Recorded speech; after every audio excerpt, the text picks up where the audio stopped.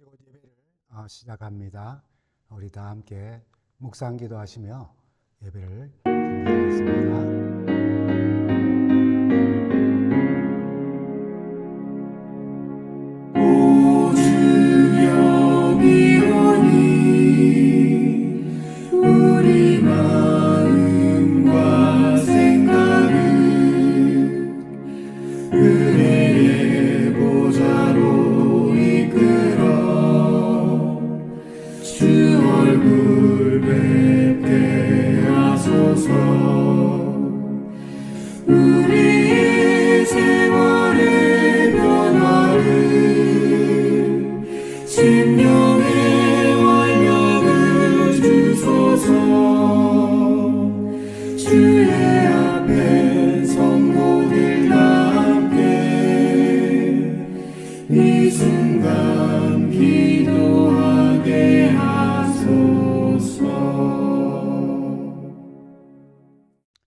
성도 여러분, 한 주간 잘 지내셨습니까? 오늘 우리가 함께 나눌 말씀은 짐짝 사이에 숨은 사람, 짐짝 사이에 숨은 왕에게도 성령이 임하실 때라고 하는 그런 제목으로 말씀을 나눕니다. 여러분, 이런 속담 들어보셨죠? 두더지는 나비가 못 되라는 법이 있나? 참 불가능한 일이죠. 어떻게 두더지가 나비가 될 수 있겠습니까? 그러나 세상 일들은 참 알다가도 모를 일들이 많이 있는 겁니다. 세상 일뿐 아니라 사람에게도 예상치 못한 일들이 일어나죠. 그래서 이 말의 뜻은 아무도 상상하지 못하는 전혀 뜻밖의 상황도 일어날 수 있음을 비유적으로 이르는 그런 말입니다. 여러분 잘 아시는 것처럼 두더지는 자연 생태계의 나름대로 토양의 선순환을 돕는 역할도 한다고 해요. 그 속에서 막 이렇게 파헤치고 해서요. 그러나 일반적인 인식은 아주 힘들게 갈아놓은 텃밭을 죄다 뒤집어 놓는다든지 또는 작물의 뿌리를 노출시켜 가지고 햇볕에 말라 죽게 하는 그래서 유해 동물로 취급을 받습니다. 참고로 고고학자들은 유물이 파묻힌 지층의 위치를 통해서 이 유물의 연대를 얼마 전에 작품이다 혹은 유물이다 라고 이렇게 해야 되는데, 두더지가 땅을 파면서 헤집어서 지층을 아주 교란시킬 때가 있고 때로는 유물을 막 집 표면 바깥으로 이렇게 노출시켜 버리기 때문에 식물의 뿌리를 노출시키는 것처럼 두더지를 아주 질색한다는 그런 말도 있습니다. 그런데 반면 나비는 특유의 아름다운 날개 때문인지는 모르지만은 엄연히 따지면은 벌레입니다. 그럼에도 사람들은 별로 싫어하지 않는 곤충이지요. 강아지나 고양이 등 작은 동물들이 또 어린 아이들이 이 날아가는 나비를 쫓아서 거기에 눈이 팔려서 그것을 잡으려고 뛰어다니는 그 모습은 참 보기에 멋지고 또 아름답습니다. 그 날개의 아름다움 때문인지 수집가들도 가슴에 나비를 채집해서 그 가슴에 표본침을 꽂아서 액자에 전시를 하는 식으로 소장을 하곤 하지요. 두더지와 나비는 서로 연계되는 것이 없는 완전히 상반된 비교입니다. 그런데 두더지가 나비가 된다는 것은 불가능한 일이지만은 바로 그 일이, 그런 변화가 사울 왕의 초기의 삶에서 경험되는 이야기로 우리에게 전해집니다. 우연이 아니라 하나님의 일하심으로 두더지도 나비가 된다는 이야기입니다. 우선 사무엘의 입장에서는 왕을 세우는 일이 자신과 자신의 두 아들들의 잘못으로 늙고 비리를 행하는 그런 일들로 촉발된 일이었기에 왕을 세우는 일이 참 마음에 참 복잡한 어떤 심경에 뭔가 있었을 것입니다. 불편하다고 마지못해서 하나님 말씀에 순종하거나 속이 상해서 반감을 품으면서 근성으로 기름 부음을 준비하거나 억지로 행하려 하지 않았습니다. 사무엘은 하나님의 명령을 따라서 잘 준비를 했어요. 한편 사울은 아무것도 모르고 길 잃은 암나귀를 찾아오라는 아버지 말씀에 순종하여 이리저리 다녔지만 찾지 못하고 결국 암나귀를 찾으러 다니는 자신들 걱정할 아버지를 생각하고 집으로 돌아가기로 결정을 합니다. 그런데 그와 함께한 사환이 가까이에 하나님의 사람 선지자가 있다는 사실을 알고 그에게 찾아가서 우리가 어찌하면 좋을지를 물어보자고 하고 그를 찾아갑니다. 그 이전에 하나님은 하루 전에 말이죠, 사무엘에게 사울이 찾아올 것을 말씀하시고 그에게 기름 부어 왕으로 세우라고 명령하셨습니다. 사무엘은 30여 명의 장로들을 청하고 그를 기다립니다. 그리고 요리인에게 사울을 위해서 미리 준비하게 한 음식도 가져오게 하고 9장 24절에 있는 말씀처럼 내가 백성을 청할 때부터 너를 위하여 이것을 두고 이때를 기다리게 하였느라며 그를 존중하며 대합니다. 그리고 사울은 드디어 사무엘의 손에 의하여서 기름 부음을 받고 그리고 그 이후 변화된 삶을 보여줍니다. 그것이 사무엘상 10장 6절에 잘 나타나 있죠. 먼저 10장 1절부터 보면은 사무엘이 기름병을 가져다가 사울의 머리를 붓고 그에게 입맞추며 주님께서 그대에게 기름을 부으셔서 주님의 소유이신 이 백성을 다스릴 영도자로 세우셨습니다 라고 말해줍니다. 그리고 이스라엘의 첫 왕을 환영하고 축하하고 그에게 복종한다는 표시로 사울에게 입을 맞춥니다. 그리고 사사를 세울 때와 같이 10장 6절에 보면은 이런 말씀이 있죠. 내게는 여호와의 영이 크게 임하리니 너도 그들과 함께 예언을 하고 변하여 새 사람이 되리라. 세 번째는 그들은 전혀 딴 사람으로 변할 것입니다 라고 번역을 합니다. 그러면 사무엘의 예언과 징조대로 10절을 보면은 이런 말씀이 있습니다. 선지자의 무리가 그를 영접하고 하나님의 영이 사울에게 임함으로 그가 그들 중에서 예언을 하였다고요. 그런데 이전부터 사울을 알던 사람들이 반응을 합니다. 참 특별한 반응입니다. 누군가 갑작스러운 신분의 변화를 보면은 누구나 다 관심을 가지게 되어져 있습니다. 이전부터 사울을 알았던 사람들이 사무엘상 10장 11절에 이렇게 관심을 가지고 말을 합니다. 전에 사울을 알던 모든 사람들이 사울이 선지자들과 함께 하면서 예언함을 보고 서로 이르되 기스의 아들에게 무슨 일이 일어났느냐 사울도 선지자들 중에 있느냐 하고 서로 의아해 하였다는 것입니다. 아마 사울이 성령에 충만하여 예언하는 모습이 전부터 사울을 알았던 사람들에게는 믿을 수 없는 일로 보였던 것 같습니다. 사울이 경건한 삶에 대한 모본을 보여주지 못했다는 뜻이기도 하지요. 또는 선지자 학교 출신이 아님에도 선지자 무리와 어울려서 성령을 받고 예언한 것이 참 이상했다는 그런 의미가 포함되어 있습니다. 그 일이 얼마나 쇼킹한지 믿을 수 없다는 의미로 사울도 선지자 중에 있다고 또는 사울이 예언자가 되었다고 라고 하는 속담까지 만들어서 퍼뜨렸습니다. 어쩌면 빈정거림일 수도 있어요. 요즘도 그런 말이 있었습니다. 그 사람이 목사가 되었다고? 그 사람이 장로가 되어서? 그 사람이 집사가 되어서 교회를 위해서 봉사한다고? 그러나 이 사건은 하나님이 전혀 신통치도 않고 자격도 없고 사람들에게 존경을 받지 못하고 경건하다고 하는 어떤 의미도 가지고 있지 않았던 사람을 선택하셔서 성령의 능력으로 변화시켜서 하나님의 일에 유용한 도구가 되게 하실 수 있다는 사실을 보여줍니다. 성령의 역사인 것입니다. 사무엘은 그를 개인적으로 기름 부음으로 자기 사명을 다했다고 사라지지 않습니다. 그를 공식적인 왕으로의 추대식을 합니다. 그것이 사무엘상 10장 19절에서 21절까지의 내용인데요. 너희는 너희를 모든 재난과 고통 중에서 친히 구원하여 내신 너희의 하나님을 오늘 버리고 이러기를 우리 위에 왕을 세우라 하는도다. 그런즉 이제 너희의 지파대로 1000명씩 여호와 앞에 나오라 하고 사무엘이 이에 이스라엘 모든 지파가 가까이 오게 하였더니 베냐민 지파가 제비에서 이제 뽑히고 베냐민 지파를 그들의 가족별로 가까이 오게 하였더니 마드리의 가족이 뽑혔고 그 중에서 기스의 아들 사울이 뽑혔으나 그를 찾아도 찾지 못한지라라고요. 말씀드린 것처럼 사무엘은 사울에게 이미 하나님의 명을 따라서 그에게 기름을 부어 왕으로 인정을 하였습니다. 사울에 대한 이런 일련의 사건들 때문인지 사람들의 이제 반응 말입니다. 온 지파의 인정을 받아야 함을 생각했는지 사무엘은 특별한 방식, 하나님의 주관 아래 제비 뽑기로 왕을 추대합니다. 그런데 재미있는 상황은 사울이 뽑혔는데 아무리 찾아도 보이질 않는 겁니다. 그래서 하나님께 물었어요.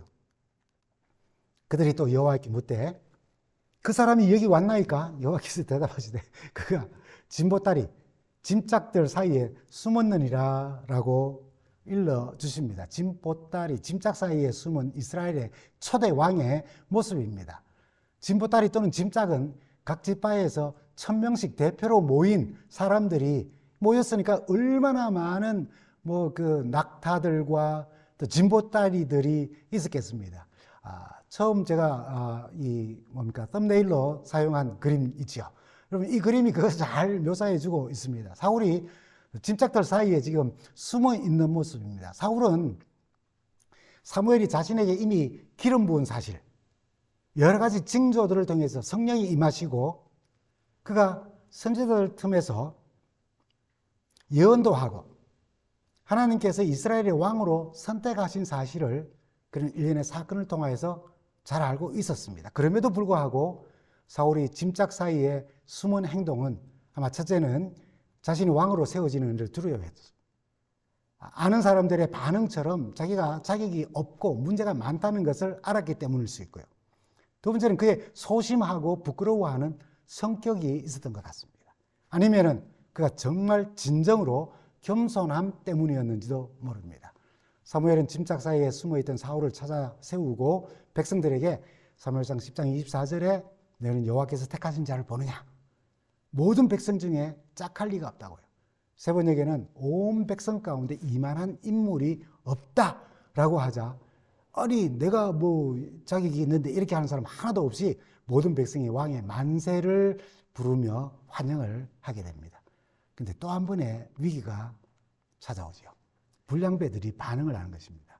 사무엘상 10장 27절에 있는 말씀인데 이전에 사무엘이 기름을 부어서 그를 구별할 때에 전부터 알고 있는 사람들로부터 그가 예언을 하자 불신을 당하였습니다. 이제 전체 지파의 대표자들 앞에서 왕으로 선택되었지만은 그 대표자들 사이에는 불량스러운 사람들도 있었고 또다시 뜻밖의 반응을 보이는 겁니다. 10장 27절에 있는 말씀입니다. 어떤 불량배 벨리알 우리가 성경에서 많이 보지요. 이르되 이 사람이 어떻게 우리를 구원하겠느냐 하고 멸시하며 예물을 바치지 않아야 해서는 그는 잠잠하였더라. 불량배라는 이 표현, 이 한국말 표현이 동네 깡패 같은 그런 느낌을 주지만 성경은 참 무가치하고 비루하고 사악하고 망령되고 악한 마음을 품고 있는 사람들이란 말로 번역되어서 사용되었습니다.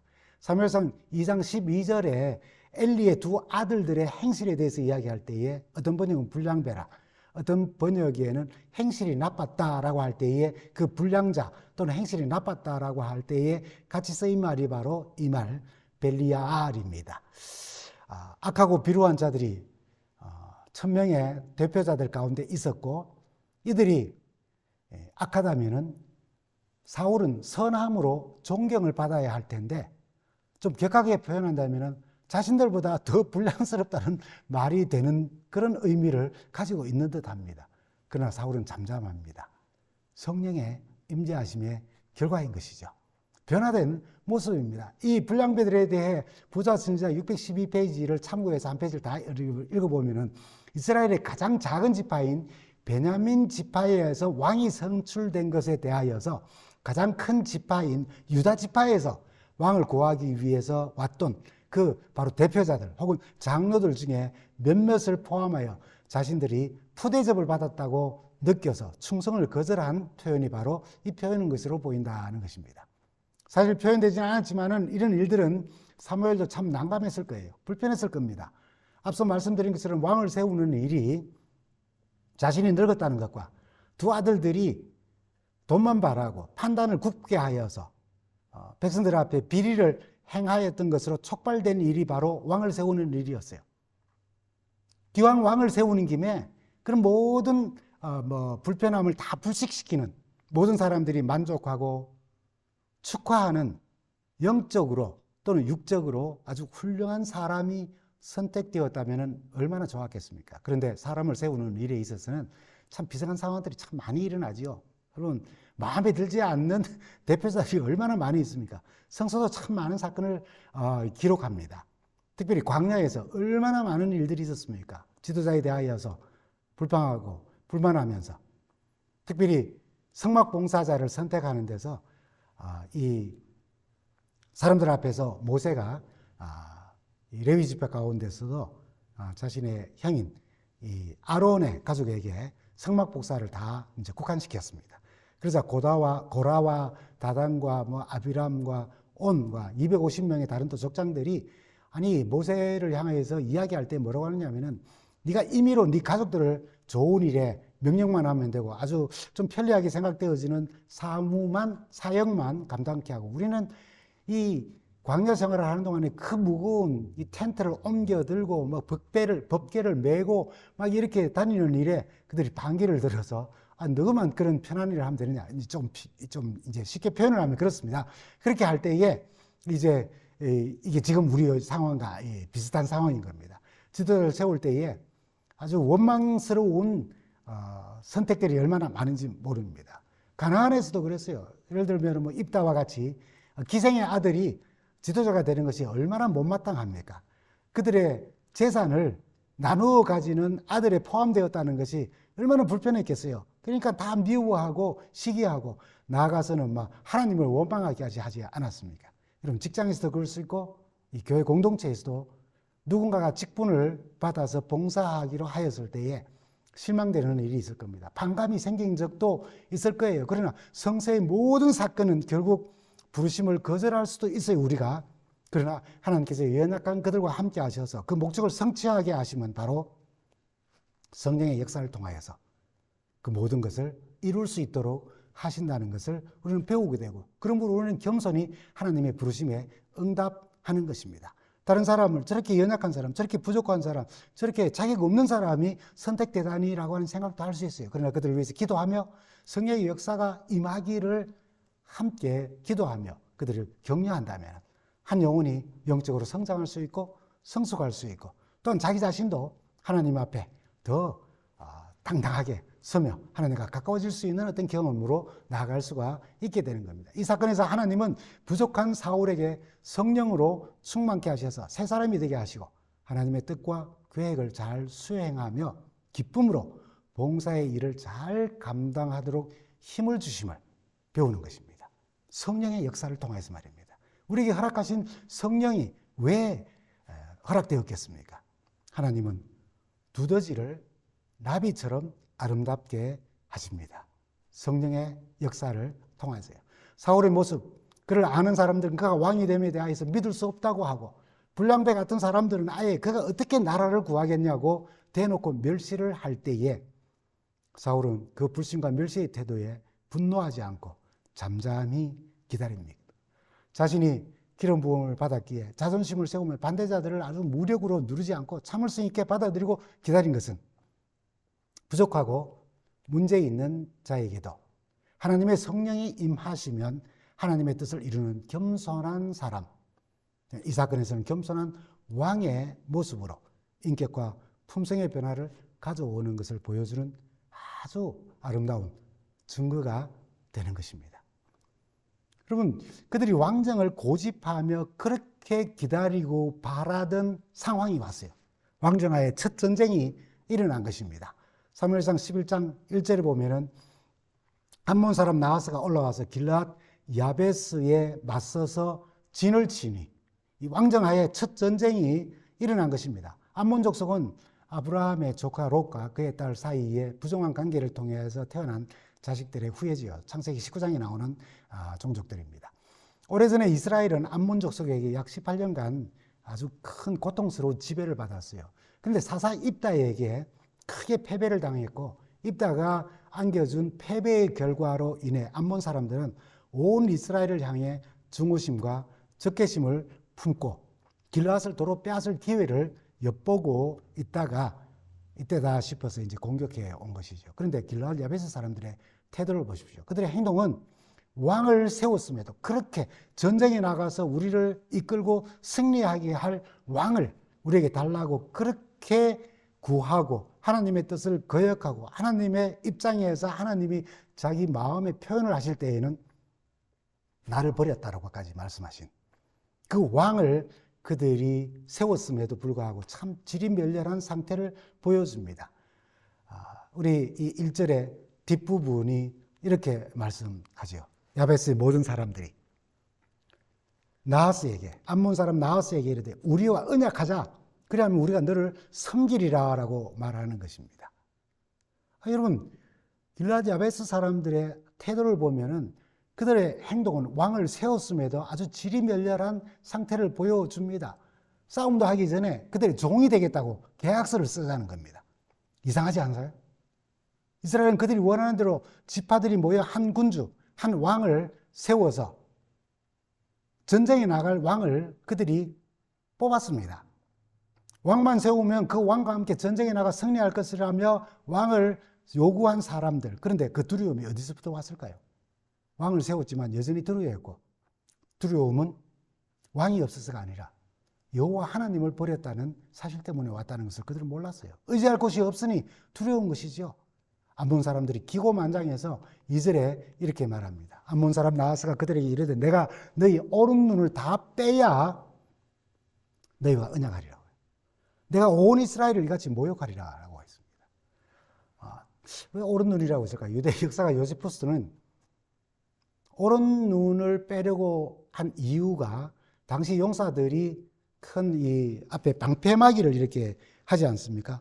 방패막이를 이렇게 하면은 한눈으로는 적을 봐야 하니까, 지금은 뭐 가운데 이렇게 뭘 만들어서 볼 수 있게 했을지도 모르지만은요.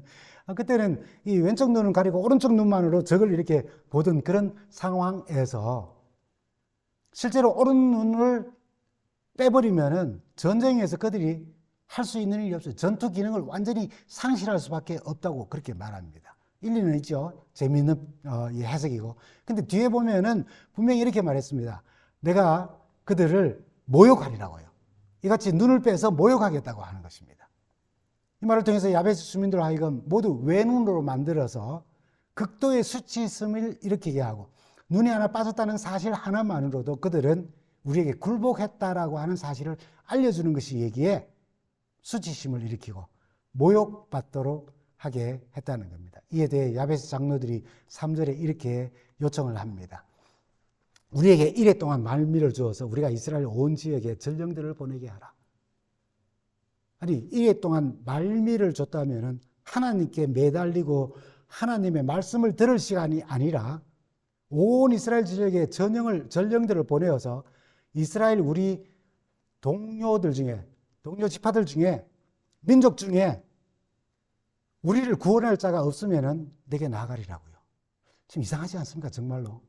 이래 동안 말미를 달라고 해놓고는 그것이 하나님을 만나는 시간이 아니라 전령들을 각 지파에 보내가지고 그들로 하여금 우리를 구원해 달라고 요청했을 때에 우리는 못하겠다고, 우리 뭐 지금 그런 전력이 없다고 라고 하면서 거절을 하면은 우리가 종이 되겠다는 겁니다. 종이 되겠다는 말은 뭐죠? 아까 이 사람들이 요구한 건 뭡니까? 그들이 오른 눈을 다 빼버리겠다고. 우리가 오른 눈이 빠지더라도 다 빼버리는 그런 수치를 당할지라도 당신들의 종이 되겠다고 이야기를 합니다. 그래서 한정령 팀들이 이스라엘이 왕이 있다는 사실을 깨달았는지 사울이 사는 기브아로 갑니다. 암몬이 쳐들어와서 그들이 말한 내용을 다 전합니다. 그 소식을 들은 또 기브아의 모든 백성들이 소리 높여서 웁니다. 근데 때마침 사울이 돌아오는 거예요. 5절에 보면 사울이 돌아오는 장면을 이렇게 표현합니다. 마침 사울이 밭에서 소를 몰고 오다가 이르되 백성이 무슨 일로 우느냐? 그들이 야베스 사람들의 말을 전하니라. 여러분, 소를 몰고 돌아오는 이스라엘의 초대 왕으로 선출되었지만은 아직 왕실도 없겠지요. 정부 구성도 요즘으로 말하면은 아직 이루어지기 전이라고도 할 수 있을 것입니다. 옛 사사들처럼 사명이 주어진 시간 외에는 일상의 삶으로 돌아가서 자신의 일을 한 것처럼 사울도 겸손히 자신의 일상인 밭일을 마치고 소를 몰고 집으로 돌아오는 길에 그 소식을 들은 것입니다. 비록 밭일을 마치고 소를 몰고 오는 왕의 모습이 영 위엄도 없고 위풍당당함도 없지만 이젠 더 이상 그는 짐짝들, 짐꾸러미 사이에 숨는 왕이 아니었습니다. 6절에서 7절을 보면 이렇게 말하죠.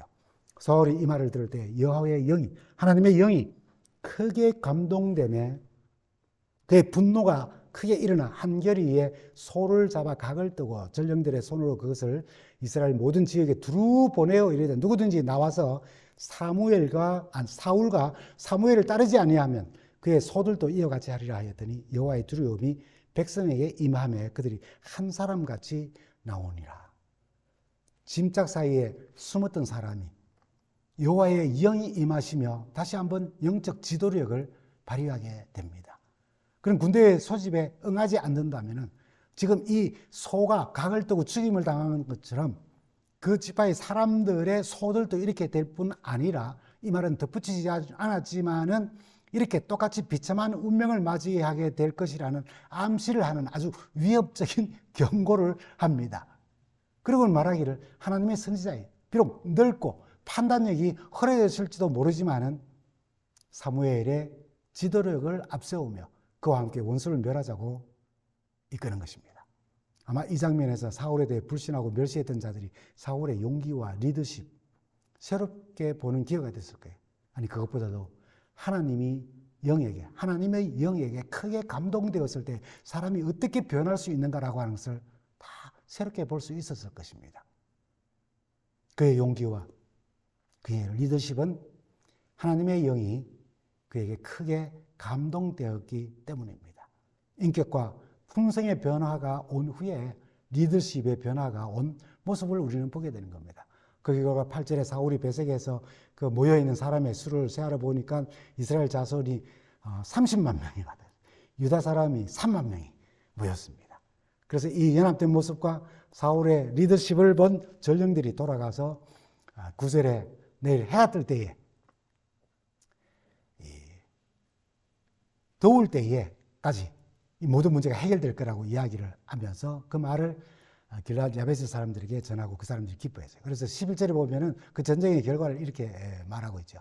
이튿날 사울이 백성을 3대로 나누고 새벽에 직진 한가운데로 들어가 날이 더울 때까지 암몬 사람들을 치매 남은 자가 다 흩어져서 둘도 함께 한 자가 없더라. 이렇게 큰 승리를 거둡니다. 승리인 게임에 백성들이 한 제안을 합니다. 아주 기분 좋은 제안이지요. 그리고 사울 왕이 반응을 봅니다. 12절을 보면은 백성들 중에 전에 사울에 대해서 불신하며 속담을 만들고 조롱하던, 그리고 그에게 충성심을 하지 않도록 이 사람이 무슨 나라를 구하겠냐고 멸시하던, 악을 꾀하던 불량스러운 사람들에 대해서 그들이 드디어 이런 제안을 합니다. 11장 12절에 있는 말씀이죠. 백성이 사무엘에게 이르되 사울이 어찌 우리를 다스리겠느냐 한 자가 누구이니까 그들을 끌어내소서 우리가 죽이겠노이다. 어떻게 보면 왕이 받은 그 무시와 멸시에 대한 당연한 제안이기도 하고, 또 어떻게 보면은 이 왕의 모습을 제대로 보여주자 과잉청성일 수도 있습니다. 그러나 사울의 반응을 한번 보십시오. 사울이 이날에는 사람을 죽이지 못하리니 여호와께서 오늘 이스라엘 중에 구원을 베푸셨습니다.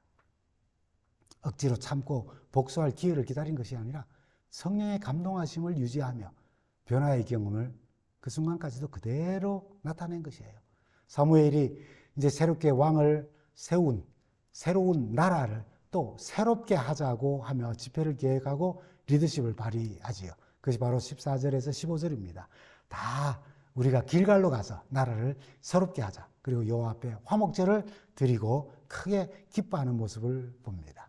사무엘이 한 번 더 이 공식적인 부흥의 집회를 하고 여호와 앞에서 화목제를 드린 것은 이 모든 일들의 뒤에 배경에는 여호와 하나님께서 계셨다는, 그래서 하나님께 감사드리는 제사를 드리며 그 사실을 다시 한번 상기시켜 준 겁니다. 여러분, 이 하나님의 일하심, 그 열심, 여러분 보이십니까? 짐짝 사이에 숨은 왕을 위하여 성령을 부으시고, 그래서 성령이 그에게 임하였을 때에 어떤 변화를 경험하는지 아주 깊은 감동으로 전해지는 하나님의 일하심, 하나님의 열심을 보게 됩니다. 사울은 왕이 되기 전에 아주 근본적으로 문제가 있었던 사람임에는 분명합니다.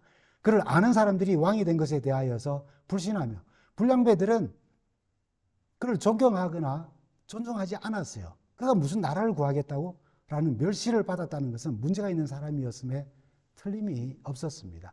그러나 여호와의 영이 임하실 때, 선지자 학교 출신도 아니지만 그는 선지자들 중에 한 사람처럼 예언도 하였고, 그를 무시하고 멸시하는 자들에게는 분노하며 대응하지 않고, 나라의 그 위기의 때에는 군사를 결집하여 늙은 선지자 사무엘을 무시하지 않고 그의 리더십을 인정하고 함께 사역하는 왕이 되었습니다.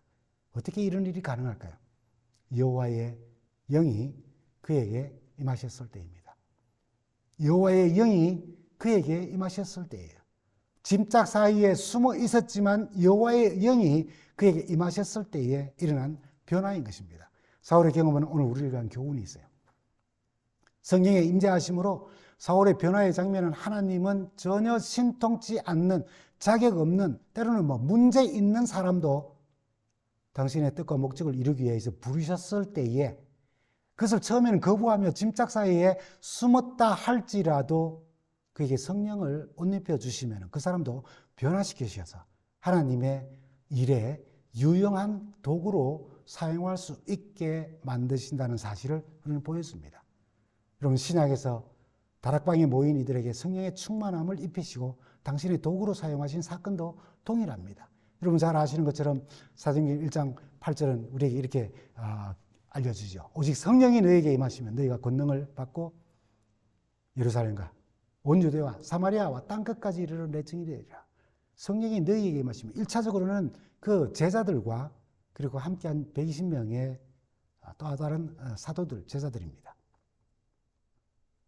사울의 경험처럼 12제자들을 아는 사람들에게 이들의 변화는 성령의 충만함으로 그들이 변화된 그 변화는 받아들이기 힘든 일이었어요. 그래서 사도행전 4장 13절에 보면은 그들이 기적도 행하고 이적을 행하며 말씀을 담대하게 전하자 그들이 베드로와 요한이 담대하게 말함을 보고 그들이 본래 학문 없는 범인으로 알았다가 이상히 여기며 놀랐다는 것입니다. 12제자들을 아는 사람들은 전에 그들이 금을 던지는 사람이라는 걸 알았어요. 동족에는 아주 과도한 세금을 뜯어내어서 앞제자 로마에게 바치던 아주 나쁜 사람들이라는 것을 알았어요. 로마에 대항해서 독립운동을 하면서 거친 모습을 보여줬던 열심당원들이었다는 사실도 알았습니다. 근데 그들이 믿고 따르던 예수가 흉악한 강도들과 함께 십자가에 처형을 당했어요. 이 허망한 꿈 아닙니까? 그들이 볼 때는 정말 말도 안 되는 일에 자신의 생업과 모든 것을 다 포기하고 내려놓고 따르던 사람들, 이제는 실망 가운데 있을 사람들이에요. 다 흩어져서 자기 생업으로 돌아가서 그냥 숨어 지내듯 그렇게 지내야 하는 것이 옳은 일입니다. 그런데 그 예수를 약속된 메시아요, 구세주로가 전하면서 사람들에게 담대히 복음을 전하는 사람들이 되었어요. 어떻게 해요? 성령의 충만함이 그렇게 변화시킨 것입니다. 서로 놓고자 하며 다투며 십자가의 길에서 도망하고 저주까지 하며 주님을 부인하던 사람들이 성령의 충만함을 받고 변화된 것입니다. 이 구약과 신약의 사건들은 여러분 오늘 우리에게도 큰 교훈을 줍니다. 도전을 던집니다. 로마서 8장 9절에 이렇게 말하죠. 만일 너희 속에 하나님의 영이 거하시면 너희가 육신에 있지 아니하고 영에 있나니 누구든지 그리스도의 영이 없으면 그리스도의 사람이 아니라고요. 그리스도의 영이 우리에게 없으면은 그리스도의 사람이 아니라고요. 그러므로 여러분 성령 하나님의 사역에 대해서 우리의 관심사가 성령의 은사에 그 봉사하도록 우리를 부르시고 힘주시는 그런 사역에 한정해서는 안 됩니다, 여러분. 그냥 내가 교회에서 조금 봉사할 수 있는 것, 그걸 훨씬 넘었습니다. 왜냐하면 성령의 능력의 사역이 얼마나 크고 광대한지 생각해 보십시오. 태초에 천지 창조에 함께 하신 성령 하나님입니다. 성령의 기록이 성령의 감동하심으로 가능케 되었어요. 예수의 성육신에 성령으로 잉태케 하심으로 관여하시고 교회의 탄생이 예수 그리스도의 12제자들이 아닌 그 사람들을 통한 성령의 역사로 시작되었어요. 지금 성령의 사역은 지금도 여전히 우리 안에 거하시며 우리가 구속을 받은 후에 칭의를 받고 성화의 사역으로 나아가게 하면 물론이고 하나님의 얼굴을 보는 영화에 이르기까지 엄청난 노력으로 또 엄청난 능력으로 우리 위에 일하시는 분이십니다. 정말 그리스도인으로서 그리스도의 영이 없으면 그리스도의 사람이 아니라는 말씀에 귀 기울이고 성령의 충만함을 우리는 구해야 합니다. 그럼 우리는 성령을 근심케 하거나 성령의 뜻을 거스리거나 성령을 회방하는 것은 성령의 사역을 거역하는 죄된 행위라는 것입니다. 물론 우리의 변화에 사람들이 저 사람이 저렇게 변했어라고 놀랄 수도 있습니다. 목사가 되었다고? 혹은 장로님으로 뭐 이렇게 교회를 봉사한다고? 집사가 되었다고? 아니 교인이 되었다고? 라고 놀랄 수 있습니다. 예, 놀라야 합니다. 그게 성령의 사역이기 때문에요. 여러분 잘 아시는 것처럼 저희 집 뒷뜰에 이제 텃밭이 몇 개 있지요. 고국을 다녀오니까 저희 집에 심어놓은 고추나무가 이렇게 되었습니다. 정말 이파리가 하나도 남김없이 다 뜯어먹어 버렸어요. 비둘기가 항상 이렇게 좀 오는데 와서는 이렇게 한국을 다녀오니까 이런 상황입니다. 아무것도 할 수 없었고 그냥 허탈하기만 했어요. 나중에 흙이란 말똥 섞인 그 흙을 사서 갈아엎을 때 뽑아버리겠다는 생각하면서 이 더운 여름에 무슨 뭐 그런 일을 해야 하나 하며 며칠 그냥 두었습니다. 그런데 여러분 얼마 전에 엄청난 비가 온 적이 있지요. 제가 이 사진을 찍어가지고 우리 아이들한테 보내서 우리 집 근처에 이렇게 좋은 그 산책 코스가 있다고, 좋은 호수가 있다고 그렇게 이야기를 하며 이 사진을 보냈습니다. 그랬더니 아이들이 좋겠어요. 뭐 참 뭐 평안하고 좋네요. 뭐 이렇게 답이 왔어요. 근데 바로 우리 집 앞에 이 개공원입니다. 사람 나무 있는 데까지, 나무 뿌리 그 둥지가 있는 곳까지 보면은 사람 한 길 정도 되는 그런 깊이이지요. 근데 이 비가 왔던 그때, 뭐 얼마 전이지요. 기적이 고추나무에 일어난 겁니다. 잎이 다시 돋기 시작했어요. 똑같은 그 나무였습니다. 옆에 보시면은 여러분, 고추가 이렇게 싱싱하게 달린 겁니다. 여러분, 우리가 종종 자주 부르는 찬미 가운데 빈들의 마른 풀같이 우리의 마른 심령의 단비로 우리를 새롭게 해 주십시오. 성령 하나님께서 단비처럼, 때로는 이른 비처럼 우리의 마음을 적셔 주셔서 씨를 뿌릴 수 있게 하시고, 변화의 씨를, 구원의 씨앗을 뿌릴 수 있게 하시고, 늦은 비로 그 아름다운 열매들이 연걸어 갈 수 있도록 해달라는 그런 찬미를 우리가 부릅니다. 성령 하나님께서 이 비와 같은 역할로 우리에게 임하시고 능력을 행하실 때 일어나는 일들인 것입니다. 여러분, 그 일들이 고추 나무에게는 이렇게 일어나지만은 그 비 하나로 정말 이파리 하나 없던 나무가 이렇게 무성해지면서 풍성한 고추가 열매를 맺는 것처럼 갈라디아 5장 22절 23절은 우리에게 이렇게 축복의 말씀을 전합니다. 오직 성령의 열매는 사랑과 희락, 기쁨, 그리고 화평과 오래 참음과 자비, 친절함과 그리고 양선, 선함과 충성, 믿음, 그리고 신실함에 대하여, 그리고 온유, 온순하고 겸손함과 절제, 우리 스스로를 자제할 수 있는 것이니 이 같은 것을 금지할 법이 없다라고요. 이 금지할 법이라는 말은 율법을 말하는 것입니다. 이게 성도들의, 이 신자들의 여러 가지 덕행, 삶의 변화들의 그 아름다운 품성의 열매는 성령의 열매로 말미암아, 성령의 역사로 말미암아 우리 삶 속에 나타나는 일인데, 이것은 나의 열매가 아니고 성령의 열매이기에 율법에서도 금할 수 없는 그 율법과 일치하는 열매들이라는 겁니다. 율법과 충돌되지 않는다는 거예요. 얼마나 답답하고 얼마나 우리에게 좀 이해심을 또 일으키기 위해서 이렇게까지 이야기하겠습니까? 이 일은 법으로 금지된 게 아니라고, 제발 좀 법에서 권장하는 거니까 하라고 이야기하는 겁니다. 지금 내 모습이 부끄러워서 부족함과 변치 못하는 이 모습 때문에 사울처럼 짐짝 사이에 나 자신을 숨기고 싶을지라도 하나님의 성령은 그 충만함으로, 역사함으로 사울 왕처럼 우리를 새롭게 하기를 하나님이 원하시고 성령께서는 그 사역을 하기를 원하셔요. 하나님의 열정적 일하심에 우리 자신을 맡기고 성령의 능력으로 이전 모습은 다 사라지고 강한 믿음으로 주님 사랑과 복음을 나누는 그런 열정을 배워서 완전히 새로운 모습으로, 새로운 삶으로 변화된 삶을 살다가 다시 오시는 우리 주님을 뵙기를 간절히 바랍니다. 감사합니다.